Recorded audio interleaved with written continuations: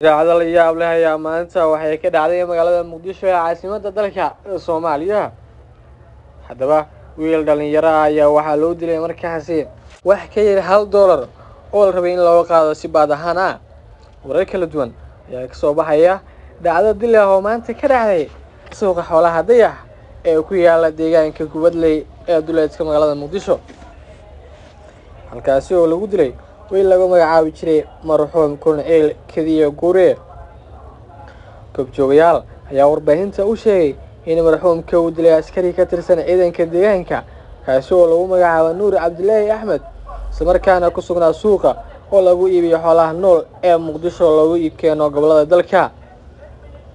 Askarigan ayaa la sheegay inuu marxuumka u dilay wax ka yar $1, taasi oo ku sheegay inay tahay canshuur, kadibna uu rasaas ku furay taasi oo sababtay geerida.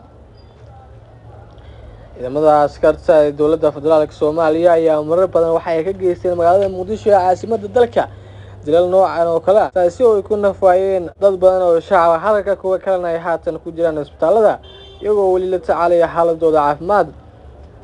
Haddaba dowladda ayaa tallaabo ka qaaday askarta iyadoo ku fulisay markaasi in askarigii dilo qof shacab ah asagana la tooganayo oo miiska markaasi la geynayo. balse dilalka ayaa haatan waxay dib ugu soo laabteen magaalada Muqdisho caasimadda dalka iyadoo haatan la arkayo in askariga uu dhaafiyay nin muwaadin ah oo markaasi ka rabay ama uu weydiinayay canshuur ka yar $1. ninkan ari ayuu watay garigaasi ayuuna kala soo degay ninka dilka geystay ayuu ku yiri canshuur iga sii, isna wuxuu ku yiri ariga ana xirto waan ku siinayaa kadib dhegta ayuu ka xigsaday oo xabadda waa ku dhuftay ayuu yiri oday goobjoog u ahaa dilka dhacay. Eedeysanaha oo goobta dilka ka baxsaday ayaa waxaa gacanta ku soo dhigay ciidamo ka tirsan kuwa deegaanka kadib howlgal ay ka sameeyeen halkaasi. Gudoomiyaha maamulka deegaanka Kubadley Cabdulaahi Nuur Kalibey oo la hadlay telefishinka Universal ayaa dhankiisa ka hadlay dhacdadan, wuxuuna xaqiijiyay inay gacanta ku hayeen eedeysanaha isla markaana la horgeyn doono cadaaladda.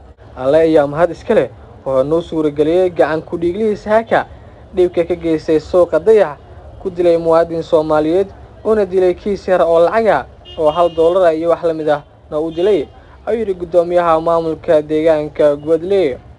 Sidoo kale wuxuu intaasi ku daray inuu isku dayay eedeysanaha inuu baxsado balse ay ka soo qabteen agagaarka deegaanka Al-Carifid ee gobolka Shabeellaha Dhexe. dilkan ayaa qayb ka noqonaya dilal ay inta badan ciidamada dowladda u geystaan rayidka walow maalmihii u dambeeyay aad u yaraadeen kadib tallaabooyin ay qaatay dowladda federaalka Soomaaliya. Dhanka kale xildhibaan Maxamed Ibraahim Macalimo ayaa maanta weeraray guddoonka golaha shacabka waxaana hadal uu golaha ka jeediyay ka dhalatay dood culus. Macalimo ayaa yiri gudoomiye waxaa tii waa in xildhibaanadu soo xaadiraan kulamada golaha waa arrin fiican, laakiin waxaan rabnaa in guddoonka soo xaadiro oo maalmaha arrimaha masiiriga laga hadlayo aan abshiro kaliyana loo soo dirin, taasi baarlamaanka ay liinaan ku tahay ee hala bedelo. Intaas kadib waxaa soo istaagay oo mikrofoonka qabsaday xildhibaano u doodaya gudoomiye ku-xigeenka labaad ee golaha abshiro kuwaasi oo raaligelin ka dalbaday Macalimo. Xildhibaan Macalimo waxaan ka rabnaa inuu raaligelin bixiyo sababtoo ah abshiro wuxuu ka mid yahay guddoonka golaha, haddii nabad laga rabo baarlamaanka soo istaago Macalimo raaligelin ha bixiyo, haddii kale guddiga xeeroosaadka tallaabaha ka qaaday xildhibaankaasi, ayuu yiri xildhibaanka bilaabay dooda ka dhalatay hadalkii xildhibaankaasi. walaalkii Macalimo waa hafay soo istaago raaligelinna ha bixiyo, abshiro nin ka soo diro ma aha ee waa gudoomiye la soo doortay ayuu yiri xildhibaan kale. intaas kadib xildhibaan Macalimo ayaa ku soo laabtay masraxa wuxuuna sheegay in hadalkaasi uusan gaf kala jeedin ee maalintii dood adag ay jirto oo arrimo masiiri oo baarlamaanka ka hadlayo uu shir guddoonka ka noqdo gudoomiye abshiro. haddii la dhibsaday hadalkaasi oo gudoomiyuhu uu raaligelin ku qancayo ha laga raali noqdo, ayuu yiri xildhibaan Maxamed Ibraahim Macalimo waxaana halkaasi ku joogsaday doodii ka dhalatay hadalkiisa. xildhibaanada ayaa waxay ka hadlayaan markaasi go'aano masiiri ah oo markaasi ay ka mid yihiin qorshaha lagu doonayo markaasi inuu dalka ku aado doorasho qof iyo cod ah oo haatan si weyn u dhaliileen dadka siyaasiyiinta ee markaasi jooga magaalada Muqdisho iyo guud ahaan gobolada dalka. Dhanka kale xildhibaanada golaha shacabka Soomaaliya ayaa maanta gudagalay dooda ku aadan wax ka beddelka dastuurka ku-meelgaarka gaar ahaan madaxweynaha madaxweynaha iyo labada aqal oo haatan la gaarsiinayo ilaa 5 sano. xildhibaanada ayaa si weyn uga hadlay mooshinkan oo soo bilowday bishii Febraayo sanadkan, kaasi oo loo xilsaaray guddi horkacaya xildhibaan Mahad Guuleed.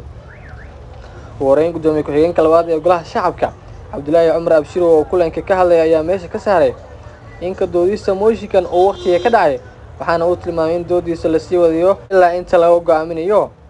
Mooshinkan waqtigiisu ma dhicin, kalfadhigii hore ayay ahayd in la keeno, laakiin waxaa ka xirmay kalfadhiga. sidaas darteed waxaan rajaynayaa in xildhibaanada ay ku qancaan mooshinka maanta go'aan lagama gaarayo, balse waa laga doodayaa ayuu ka yidhi Abshir. Xildhibaan Cabdiraxmaan Cabdishakuur oo sidoo kale ah raggiga madaxweynaha ee arrimaha bini'aadanimada ayaa ka hor yimid mooshinkan wax looga bedelay dastuurka, wuxuuna tilmaamay inuu weeqiyo dagaalka adag ee haatan lagula jiro kooxda Al-Shabaab. Mooshinkan waxaa ku jira ajendayaal lagu wiiqayo dib u xoreynta dalka, isaga dhan ha la laalo, sababtoo ah muddo kororsi nafteena halis u gashay, suuragalna maaha in maanta shaqo laga bilaabo, ayuu yidhi xildhibaan Cabdiraxmaan Cabdishakuur Warsame. Sidoo kale xildhibaan Xasan Cabdi Ismaaciil ayaa sharci darro ku tilmaamay wax ka beddelka dastuurka, waxaana uu tilmaamay inuu bilow u yahay muddo kororsi hor leh. Mooshinkan wax ka beddelka dastuurka sharci ma ahan, waa xaaraan, mana waafaqsana dastuurka, waxaana muuqatay inuu horgal u yahay muddo kororsi sharci darro ah. Hal sano ayaan bannaanka joogay aniga oo muddo kororsi diidayo, haddii ay daruur keenayso waa in loo maraa habraac saxda ah, ayuu yidhi xildhibaan Xasan Cabdi Ismaaciil. Dhankeeda Khadiijo Maxamed Diiriye oo xildhibaan iyo wasiir isku ah ayaa soo jeedisay in la taageero mooshinka kadibna loo codeeyo. Maanta mar haddii aad soo bandhigteen mudane gudoomiye, waa sidii la rabay, waxayna ila tahay inaan sida uu yahay aan uga codeyno, ayuu tiri Khadiijo Diiriye. xildhibaan Cabdulqaadir Cosoble ayaa isaguna sheegay in la damacsan yahay in mooshinka lagu ijaafeeyo xildhibaanada Soomaaliyeed laguna rabo mooshin boor isku qaris ah. Mooshinkan waxa uu hordhac u yahay waxyaabo la rabo in lagu jifeeyo xildhibaanada oo laga dhigay inay muddo kororsi raadinayaan, ayuu yidhi xildhibaan Cosoble.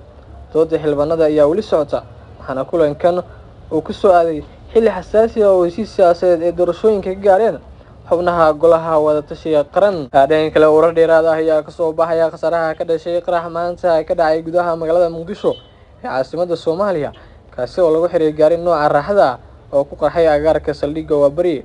Qaraxa ayaa ahaa miino nooca baabuurta lagu dejiyo, ayaa waxaa lagu soo waramayaa in lala eegtay wiil dhalinyaro ah oo lagu magacaabo Axmed Gargaar, kaas oo sidoo kale ahaa xogeynta gaarka xildhibaan Cabdiraxmaan Cabdishakuur Warsame. Dadka ayaa sheegay in mas'uulkan uu dhaawac ka soo gaaray qaraxa, isla markaana loola cararay mid ka mid ah goobaha caafimaad ee magaalada Muqdisho. Sidoo kale waxaa burbur soo gaaray baabuurka uu qaraxu ku haleelay bartamaha wadada Maka al-Mukarrama oo ka mid ah meelaha mashquulka badan ee caasimadda. Xaaladda ayaa haatan degan, waxaana goobta gaaray ciidamo ka tirsan kuwa ammaanka Soomaaliya oo howlgallo kooban ka sameeyay meesha uu qaraxu ka dhacay. Ma jiraan weli wax hadal ah oo ka soo baxay saraakiisha laamaha amniga iyo sidoo kale cid sheegatay inay ka dambeysay qaraxa lala eegtay Axmed Gargaar. Weerarkan ayaa ku soo aadaya iyadoo maalmihii la soo dhaafay ay degneyd xaaladda Muqdisho marka loo eego xilliyadii hore ay ka dhici jireen weeraro joogto ah. Si kastaba, kooxda Al-Shabaab ayaa haatan culays xooggan soo saartay kadib markii ay jab xooggan kala kulantay dagaalada culus ee ka socda koonfurta iyo bartamaha Soomaaliya. Wadayaal muuqaalkan intaas ayuu ka yahay muuqaalka intaan ku kulmi doono sidaas nabadgelyo. Assalaamu calaykum waraxmatullaahi tacaala wabarakaatuh.